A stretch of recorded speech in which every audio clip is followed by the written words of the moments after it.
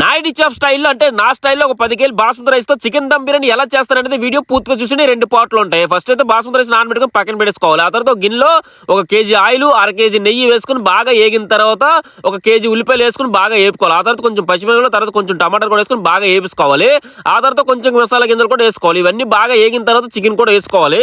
Chicken వేసుకున్న తర్వాత అల్లం వెల్లిపాయ పేస్ట్ కూడా వేసుకుని బాగా కలుపుకున్న తర్వాత కొంచెం ఉప్పు, తర్వాత చిటికెడు పసుపు వేసుకుని కొంచెం లెమన్ వాటర్ వేసుకుంటే బాగా పడుతుంది ముక్కలకి. ఆ తర్వాత వేగిన తర్వాత పెరుగు కూడా వేసుకోవాలి.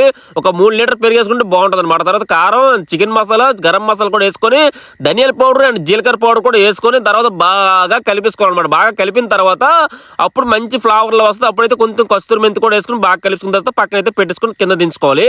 దించుకున్న తర్వాత అందులో ఉన్న గ్రేవీ తీసి కొంచెం పక్కన అయితే పెట్టుకోవాలి. ఆ తర్వాత వాటర్ అయితే బాయిలింగ్ పెట్టుకుని అందులో అయితే ఆయిల్ అండ్ ఉప్పు, మసాలా గింజలు వేసుకుని బాగా బాయిల్ అయిన తర్వాత అందులో రైస్ అయితే వేసుకోవాలి. తర్వాత ఏం చేయాలనేది పార్ట్ 2 లో చెప్తాను. మీకే రెసిపీ కావాలో ఒకసారి కామెంట్ చేయండి. మరిన్ని వీడియోస్ కోసం మన పేజ్ అయితే ఫాలో చేసేయండి.